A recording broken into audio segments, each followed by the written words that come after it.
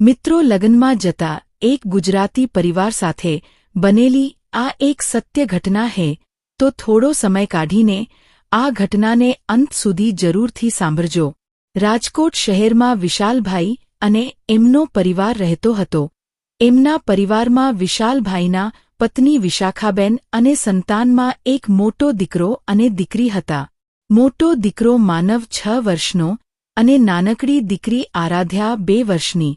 વિશાલભાઈ વ્યવસાયે સરકારી નોકરિયાત હતા અને એમના પત્ની વિશાખાબેન ઘરે રહીને જ બાળકોની સાર સંભાળ લેતા હતા। આપણે સૌ કોઈ જાણીએ છીએ કે સરકારી કર્મચારીની જિંદગી કેવી હોય છે, એ બસ પોતાના પૂરતી જ સીમિત હોય છે। એવી જ રીતે વિશાલભાઈ સ્વભાવે તો ખૂબ સારા, પણ પોતાના જીવનમાં પૈસાની પાય ભેગી કરીને રાખતા હતા।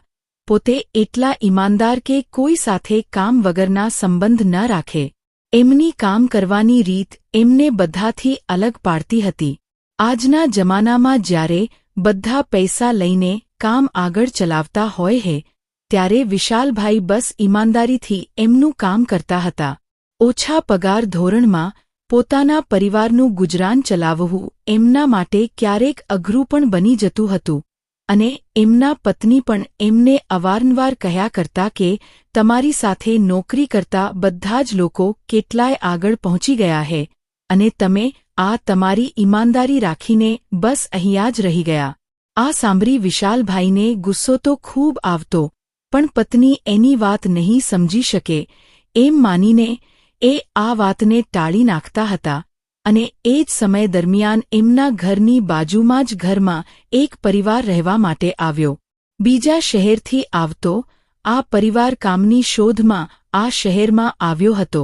મહેશભાઈના પરિવારમાં એમના પત્ની અને 2 સંતાન હતા। પોતે નાનકડા એવા ગામમાં રહેતા હતા અને ઘરની આર્થિક પરિસ્થિતિ ખૂબ જ નબળી હતી।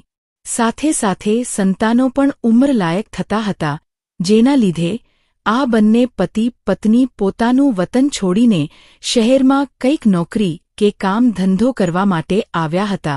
મહેશભાઈના પત્ની લતાબેન સ્વભાવના ખૂબ જ પ્રેમાળ અને શાંત હતા।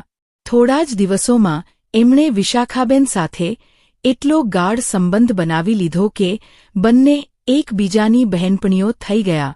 નાની મોટી હર એક વાતમાં બંને એકબીજાની મદદે દોડી આવતા। મહેશભાઈ પણ ઘણીવાર વિશાલભાઈ સાથે કંઈક વાતચીત કરવાની કોશિશ કરે, પરંતુ વિશાલભાઈ પોતાના કામથી કામ રાખવાળા માણસ હતા। જેમ જેમ સમય વીતતો ગયો તેમ તેમ આ બંને પરિવારોના સંબંધ વધારે ને વધારે ગાંઠ બનતા ગયા। હવે તો વિશાલભાઈ અને મહેશભાઈનો પરિવાર એક જ પરિવાર હોય એવી રીતે રહેવા લાગ્યા હતા। વિશાલભાઈએ પોતાની ઓળખાણથી મહેશભાઈને એક નાનકડી એવી નોકરી પણ અપાવી દીધી અને સાથે સાથે વિશાલભાઈની ઓફિસમાં જ મહેશભાઈના પત્ની લતાબેનને પટ્ટાવાળાની નોકરી પણ અપાવી દીધી। વિશાલભાઈની આ મદદથી મહેશભાઈનું ઘર સારી રીતે ચાલવા લાગ્યું। પછી તો નાની મોટી હર એક વસ્તુમાં મહેશભાઈ વિશાલભાઈને પૂછીને જ આગળ ચાલતા રહેતા। દિવસો આવી જ રીતે પસાર થતા ગયા। ક્યારેક તો આડોશ પાડોશના લોકો પણ આ બંને પરિવારનો ગાઢ સંબંધ જોઈને ઈર્ષા કરતા રહેતા। હવે તો મહેશભાઈના બંને સંતાન પણ નોકરી કરવા લાગ્યા હતા। મહેશભાઈ અત્યાર સુધી દિવસ રાત જે મહેનત કરી હતી, આજે એ મહેનત એના બાળકોમાં ખૂબ સારી રીતે દેખાતી હતી અને સમયની સાથે મહેશભાઈની આર્થિક પરિસ્થિતિ પણ બદલાતી ગઈ। સામેના શેઠ પણ ખૂબ મોટા હૃદયના હતા, જેથી તે નાની મોટી મદદ મહેશભાઈને અવારનવાર કર્યા કરતા।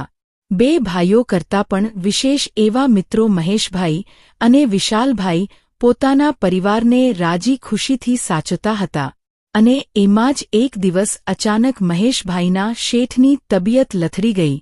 એમની ઉંમર પણ ખાસ એવી હતી, એટલે એ ઉંમરમાં આવી અશક્તિ આવી એ નોર્મલ હતું। મહેશભાઈના શેઠને તાત્કાલિક લોહીની જરૂર પડી અને તપાસ કરતા જાણવા મળ્યું કે મહેશભાઈનું બ્લડ ગ્રુપ એના શેઠના બ્લડ ગ્રુપ સાથે મેચ થઈ જાય છે। જ્યારે એના પરિવારમાં 2 લોકો સરખા બ્લડ ગ્રુપ હોવા છતાં પણ દેવા માટે ન હોતા આવ્યા, ત્યારે મહેશભાઈ પોતાના શેઠને સાજા કરવા માટે પોતાનું લોહી દેવા માટે તૈયાર થઈ જાય. થોડા જ દિવસોમાં એમના શેઠની તબિયતમાં સારો એવો ફેરફાર જોવા મળે છે. થોડા દિવસ પછી અચાનક સવારના સુમારે મહેશભાઈના શેઠ એમના ઘરે આવી પહોંચે છે અને એ જ સમય પર વિશાલભાઈ પણ પોતાના ઓફિસ જવા માટે નીકળતા હોય છે. મહેશભાઈના શેઠે વિશાલભાઈના ખૂબ જૂના મિત્ર હતા, જેથી વિશાલભાઈ એમના હાલચાલ પૂછે છે અને શેઠના મોઢેથી તો માત્ર મહેશભાઈના વખાણ જ સાંભળવા મળે છે. પોતાના મિત્ર હોવા છતાં પણ આજે એને વિશાલભાઈને નહીં પણ એના માણસ મહેશને મળવાની વધુ ઈચ્છા હોય છે. આ વાત ક્યાંક ને ક્યાંક વિશાલભાઈના મનમાં ખૂંચતી હતી અને પછી પોતે પણ પોતાના ઓફિસ પર જવા માટે નીકળી ગયા. શેઠને ઘરની અંદર આવતા જોઈને ઘરના લોકો એમની આગતા સ્વાગતા શરૂ કરી દે છે. થોડીવાર રહીને શેઠ મહેશભાઈના હાથમાં એક ચાવીનો જુડો આપે છે. એને મહેશભાઈ થોડીવાર માટે સમજી ન શકતા કે આ ક્યાંની ચાવી છે અને શેઠ શા માટે આ ચાવી મને દઈ રહ્યા છે. બધાની મૂંઝવણનો ઉકેલ કરતા શેઠે હળવા અવાજે કહ્યું, મહેશ, તું તો મારે ત્યાં નોકરી કરતો એક સામાન્ય માણસ હતો, પણ આજે તું પરિવાર કરતાં પણ વધારે વિશેષ થઈને બતાવ્યું છે. આજથી હું તારો પગાર પણ વધારી દઉં છું અને મારી જે પણ સાઇટો ચાલુ છે ત્યાંનું એક મકાન આજથી હું તારા નામે કરું છું. તારે હવે આવા ભાડાના મકાનમાં રહેવાની જરૂર નથી અને મને તારા પર ખૂબ વિશ્વાસ છે, એટલે મારા આગળના કામોમાં પણ તારી દેખરેખ રહે એવી મારી ઈચ્છા છે. શેઠની આ વાત સાંભળી ઘરના તમામ લોકોના ચહેરા પર હરખ સમાતો ન હતો, કારણ કે ગામડામાં ખૂબ ગરીબ પરિસ્થિતિ ભોગવીને આ પરિવાર આ શહેરમાં કંઈક આશા લઈને આવ્યું હતું અને એમની અથાગ મહેનત બાદ આજે કુદરત એમને એ ફળ આપવા માટે તૈયાર થઈ હતી. નવા મકાનના લીધે મહેશભાઈને પોતાનું એ જૂનું મકાન છોડીને નવા મકાન પર રહેવા માટે જવાનું થયું. વિશાખાબેન અને લતાબેન તો એકબીજા વગર રહી શકે એમ હતા જ નહીં, કારણ કે રોજ પોતાના પતિ કામ ધંધે જતા રહે પછી બંને એકબીજાના સહારે જ દિવસ પસાર કરતા હતા. સાથે વિશાલભાઈ નાનકડી એવી દીકરી લતાબેનની ખૂબ જ લાડકી થઈ ગઈ હતી. ભલે આ બંને પરિવાર 1 વર્ષ માટે રહ્યા હોય, પરંતુ આ 1 વર્ષ એમના માટે એક ભવ જેવો થયો હતો. બીજા દિવસે સવારે મહેશભાઈનો પરિવાર પોતાના નવા ઘરમાં જવાનો હતો અને એની આગલી રાત્રે આ બંને પરિવારે એકસાથે જ ભોજન લેવાનું નક્કી કર્યું હતું. આટલા ટૂંકા સમયમાં પ્રગતિ કરીને મહેશભાઈ પોતાના પરિવારની જિંદગીને સુધારી દીધી હતી અને આ લોકોની વાતચીતમાં વિશાખાબેનની વાતમાં કંઈક ને કંઈક તીખાશ દેખાતી હતી. જેમાં મહેશભાઈ અને લતાબેન પોતાના ઘરે ગયા અને પાછળથી તરત જ વિશાખાબેને વિશાલભાઈ સાથે ઝઘડવાનું શરૂ કરી દીધું. જુઓ, આ મહેશભાઈને રણ 4 પોટલા અને થોડા એવા સામાન લઈને અહીં આવ્યા હતા અને આજે ક્યાં જઈને ઊભા છે. એમનું જોઈને તો કંઈક આગળ વધવાનું વિચારો. ક્યાં સુધી આમ જ જિંદગી જીવ્યા કરીશું? તમારું નહીં તો અમારું તો કંઈક વિચારો. ક્યાં સુધી આવી જ રીતે રહ્યા કરીશું? તમારી સાથે નોકરી કરતા લોકો પણ ગાડી અને બંગલાવાળા થઈ ગયા અને આપણે તો હજુ મોટરસાયકલમાં જ રહી ગયા. પોતાની પત્નીના મોઢેથી આવી વાતો સાંભળી વિશાલભાઈ મનોમન ખૂબ દુઃખી થતા હતા, કારણ કે આજ સુધી એમણે બસ ઈમાનદારીની જિંદગી જીવી હતી અને એ જ જીવવામાં માંગતા હતા, પરંતુ પત્નીને કેવી રીતે સમજાવે? આ જ વખતે વિશાલભાઈ પોતાના પર કાબૂ ન રાખી શક્યા અને બંને પતિ પત્ની વચ્ચે ખૂબ મોટો ઝઘડો થઈ ગયો. થોડા દિવસ માટે બંને વચ્ચે વાતચીત પણ બંધ થઈ ગઈ અને વિશાલભાઈ પોતે ભેગા કરેલા નાણાંમાંથી એમના પરિવાર માટે એક મોટરગાડી ખરીદવાનું નક્કી કરે છે. બીજે દિવસે સવારે જ પોતાની પત્ની અને નાના બાળકોને સરપ્રાઇઝ આપીને એ પોતાની નવી ગાડી ઘરે લઈને આવે છે. વિશાલભાઈનો પરિવાર રાજીના રેડ થઈ જાય છે. આવી જ રીતે દિવસો પસાર થતા ગયા. મહેશભાઈ અને વિશાલભાઈનો પરિવાર ક્યારેક એકબીજાના ઘરે આવીને એકબીજાની સાર સંભાળ લેતા હતા. હા, હવે પહેલા જેવો સંબંધ કાયમ રહ્યો ન હતો, પરંતુ વિશાખાબેન અને લતાબેનની મિત્રતા પહેલાની જ હતી. પુરુષના અહંકારે બે મિત્રો વચ્ચે થોડી ખટાશ ઊભી કરી દીધી હતી. એમ જ મહેશભાઈની દીકરીના લગ્ન ગોઠવામાં આવ્યા હતા. સહપરિવાર સાથે વિશાલભાઈને મહેશભાઈની દીકરીના લગ્નમાં જવા માટેનું આમંત્રણ હતું. વિશાખાબેન તો પોતાની બહેનપણીની દીકરીનો પ્રસંગ હોય એને લઈને ખૂબ ફોનમાં બંને બહેનપણીઓની વાતચીત હંમેશા ચાલુ રહેતી હતી. અને એ જ રાત્રે વિશાખાબેન વિશાલભાઈને કહેવા લાગી કે લતાબેને તો તેની દીકરીના લગ્ન માટે 25,000ની સાડી લીધી છે. કેવી કિસ્મત લઈને આવ્યા હે અહીંયા, તો અમારે 2,000ની સાડીના પણ સપના જોવાતા નથી. વિશાલભાઈ કોઈ પણ રસ ન ધરાવતા પોતાના જ કામમાં વ્યસ્ત રહ્યા. હવે એમને પોતાની પત્નીથી જ અણગમો થવા લાગ્યો, કારણ કે એમની પત્ની સાથ દેવાને બદલે એમને મેણાટોણા વધારે કરતી હતી. તારીખ મુજબ વિશાલભાઈનો પરિવાર લગ્નમાં જવા માટે તૈયાર થયો. બંને પતિ પત્ની અને નાના બાળકો. એમનો દીકરો 10 વર્ષનો અને એમની દીકરી આરાધ્યા 6 વર્ષની થઈ ગઈ હતી. આ પરિવાર ખૂબ ઉત્સાહથી મહેશભાઈની દીકરીના લગ્નમાં જવા માટે નીકળી ગયો. લગ્ન મંડપની સજાવટ જોઈને વિશાખાબેનની આંખો ચાર થઈ ગઈ. ચારે તરફ ફૂલોની સજાવટ અને અઢળક મહેમાનોની રમઝટ. એક સમય એવો હતો જ્યારે મહેશભાઈ ભાડાના મકાનમાં રહે, નાનું મોટું કરીને પોતાનું ઘર ચલાવતા, અને આજે એટલી સંપત્તિના માલિક બની ગયા હતા. બંને પતિ પત્નીએ વિશાલભાઈ અને વિશાખાબેનનું સ્વાગત કર્યું. સાથે આરાધ્યા તો લતાબેનની ખૂબ લાડકી હતી, અને એ જ સમય દરમિયાન આરાધ્યા દોડીને લતાબેન પાસે જવા ગઈ અને ત્યાંથી પસાર થતા વેટરના હાથમાં રહેલું જ્યુસ મહેશભાઈના કુર્તા પર પડી ગયું. મહેશભાઈ થોડી થીની નજર કરીને આરાધ્યા સામે જોયું અને આરાધ્યા તો ડરીને પોતાના મમ્મીને સાડીનો છેડો પકડીને એમની પાછળ છુપાઈ ગઈ. મહેશભાઈ થોડા મોટા અવાજે બોલવા લાગ્યા, અરે, આ શું કરી દીધું? મારી દીકરીએ કેટલા મનથી મને આ કુર્તો લેવડાવ્યો હતો. તરત જ વિશાલભાઈ બોલ્યા, અરે મહેશભાઈ, આરાધ્યા તો હજુ નાની હે. આ નાનકડા જીવને શું ખબર હોય? ચાલો હું તમારી સાથે અંદર આવું અને તમે કપડાં બદલી નાખો. હા, તમારે તો બોલવું ખૂબ સરળ છે. જેમ તમને તમારી દીકરીનો વાંક નથી દેખાતો, એમ મારી દીકરીએ પણ એના મનથી મને આ કપડાં લેવડાવ્યા હતા. તમને ખબર પણ છે કે આ કપડાની કિંમત શું છે? ખેર રહેવા દો, હું પણ કોને કહી રહ્યો છું. બસ એટલું સાંભળતા વિશાલભાઈ પોતાની અંદર અત્યાર સુધી રોકેલો ગુસ્સો બહાર આગની જેમ ફાટી નીકળ્યો. પોતાના સ્વાભિમાનને ઠેસ પહોંચતા એ પોતાને રોકી ન શક્યા અને આ બંને વચ્ચે જોરદાર ઝઘડો થઈ ગયો. લતાબેન અને વિશાખાબેન બંને પોતાના પતિઓને રોકવાની કોશિશ કરતા રહ્યા, પરંતુ ઘણા વર્ષોથી સાચવેલી પડાશ વિશાલભાઈ કાઢવા માંગતા હતા. મને જો તમારા આવા રૂપની પહેલેથી જ ખબર હોત તો હું કોઈ દિવસ તમારી મદદ ન કરત. એ જરાય ન ભૂલશો કે મારી ઓળખાણને લીધે જ તમને કામ મળ્યું હતું. તું અને તમે આ જગ્યા પર પહોંચ્યા છો. વિશાલભાઈ ગુસ્સાભેર બોલવા લાગ્યા, તો મારા પર કોઈ ઉપકાર નથી કર્યો. દિશા તો સૌ કોઈ ચિંધે. આપણે રસ્તા પર કેવી રીતે ચાલવું એ માણસ પર જ નિર્ભર હોય છે. એટલે હું અહીંયા જે રીતે પહોંચ્યો છું એમાં બસ મારી મહેનત જ છે. એટલે તમારે કોઈ બીજી વસ્તુ બોલવાની જરૂર નથી. બસ તમારી બળતરા તમને આ બધું બોલાવી રહી છે.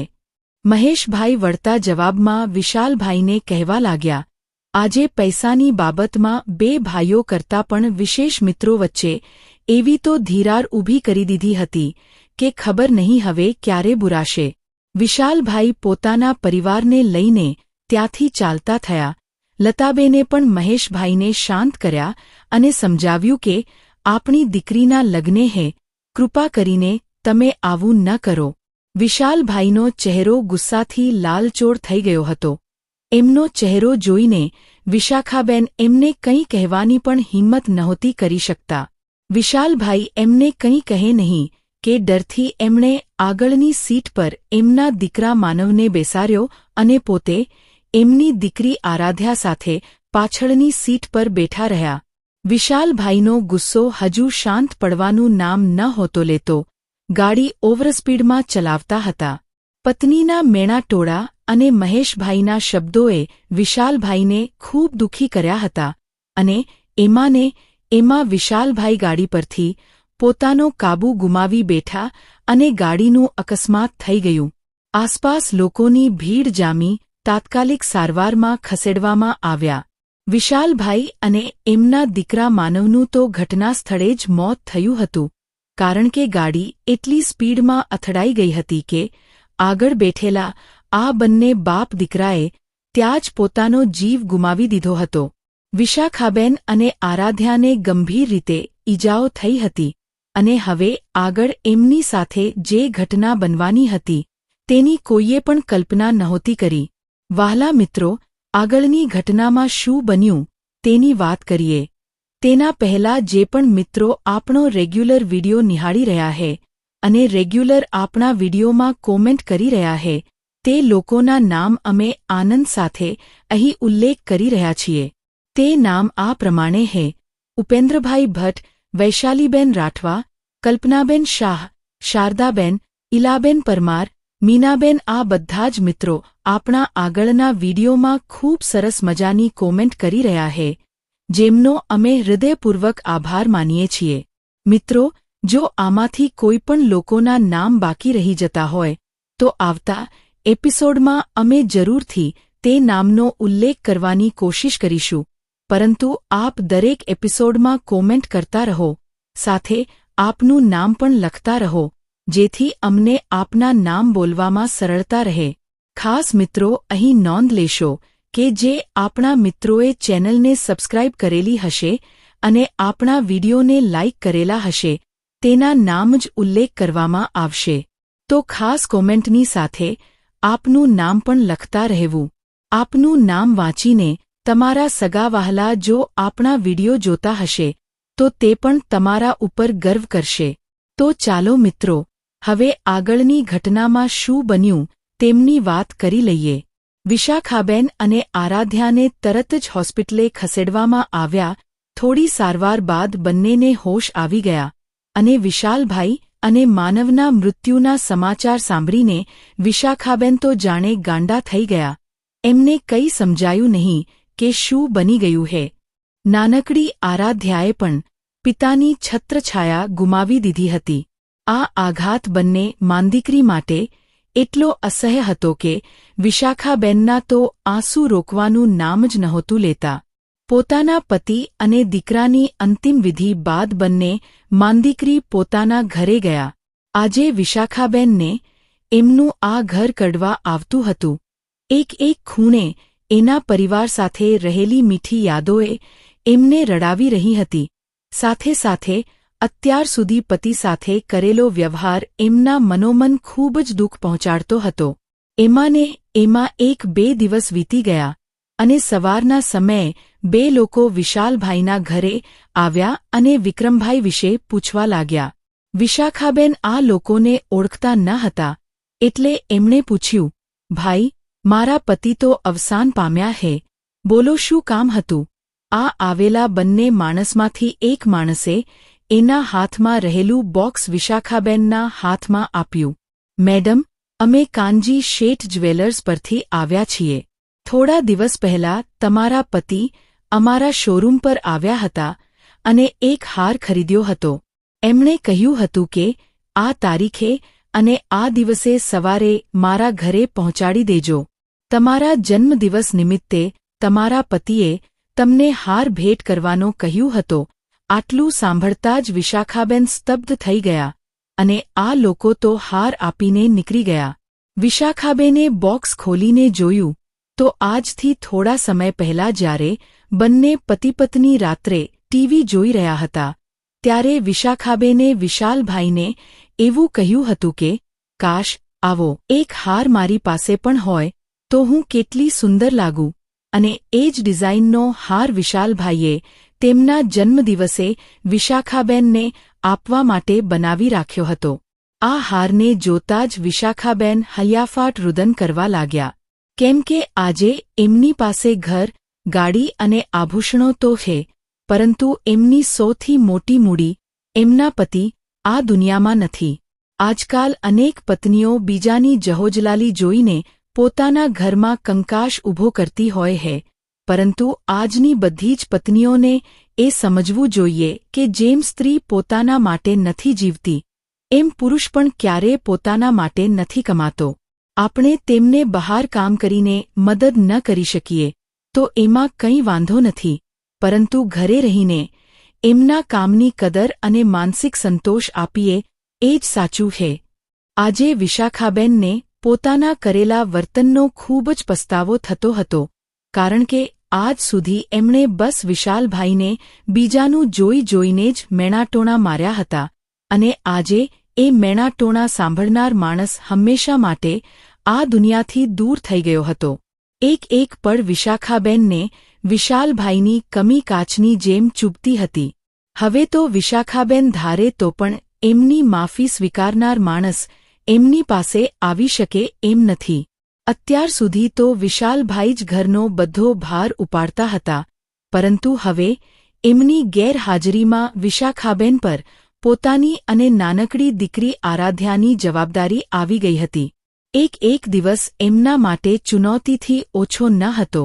વિશાલભાઈ અત્યાર સુધી સાચવેલા પૈસા હવે ધીમે ધીમે પૂરા થવા આવ્યા હતા, કારણ કે ક્યાં સુધી એ બચાવેલા પૈસાને સહારે આ બંને માંદીકરી પોતાની જિંદગી ચલાવી શકે. પછી તો વિશાખાબેનને બહાર કામ શોધવાની જરૂર આવી પડી. પોતે એટલો અભ્યાસ ન કરેલો હોવાથી કોઈ સારી નોકરી મળવી મુશ્કેલ હતી, તેથી નાનું મોટું કંઈ પણ કામ કરીને પોતાની દીકરીને શિક્ષણ આપવા માંગતા હતા. પતિ વગર સંઘર્ષ કરતી આ પત્નીને હવે એના કહેલા શબ્દો પોતાના પર જ વળતા હતા. અથાગ પ્રયત્નો છતાં પૂરતું વળતર ન મળતું અને લોકોનું અપમાન સહન કરવું એમને બહુ કઠિન લાગતું હતું. આ વાતને ઘણા વર્ષો થઈ ચૂક્યા હતા, અને હવે તો આરાધ્યા પણ 10 વર્ષની થઈ ગઈ હતી. એક દિવસ વિશાખાબેન પોતાના કામ પરથી ઘરે પાછા આવતા હતા, અને રસ્તામાં એમની મુલાકાત મહેશભાઈ સાથે થઈ. મહેશભાઈને જોતા જ વિશાખાબેનના ચહેરા પરના બધા હાવભાવ બદલાઈ ગયા, અને એક ગુસ્સાભરી નજરથી મહેશભાઈ સામે જોતા રહ્યા, અને એનાથી વિરુદ્ધ મહેશભાઈના ચહેરા પર અફસોસના ભાવ દેખાતા હતા. વર્ષોથી એમના મનમાં રહેલો આભાર એમણે વિશાખાબેન સમક્ષ વાત મૂકીને હળવો કર્યો. મહેશભાઈ વિશાખાબેનને કહેવા લાગ્યા, બેન, તમે અહીંયા, અને આ શું હાલત બનાવી દીધી હે? વિશાખાબેન બોલ્યા, તમારે હવે કંઈ જાણવાની જરૂર નથી. અમારી હાલત જોઈને તમે મનમાં તો ખુશ થાવ છો અને બહારથી હમદર્દીનો નાટક કરો છો. મહેશભાઈ ચહેરા પર ગંભીરતા લઈને અને 2 હાથ જોડીને માફી માંગતા બોલ્યા, બેન, મને માફ કરી દો. એ દિવસે મેં જે વર્તન કર્યું હતું એ ન કરવું જોઈએ. હું આવી જ રીતે વિશાલભાઈની પણ માફી માંગવા માગું છું. તેઓ ક્યાં હે? મને તેમને રૂબરૂ મળવું હે. આ સાંભળતા જ વિશાખાબેનની આંખોમાં આંસુ આવી ગયા. વિશાખાબેનની આંખમાં આંસુ જોઈને મહેશભાઈનું મન ઘેરી ઉધેડબાધમાં પડ્યું. પછી વિશાખાબેને અત્યાર સુધી બનેલી તમામ ઘટના મહેશભાઈને કહી. આ સાંભળતા જ મહેશભાઈના હોશ ઉડી ગયા.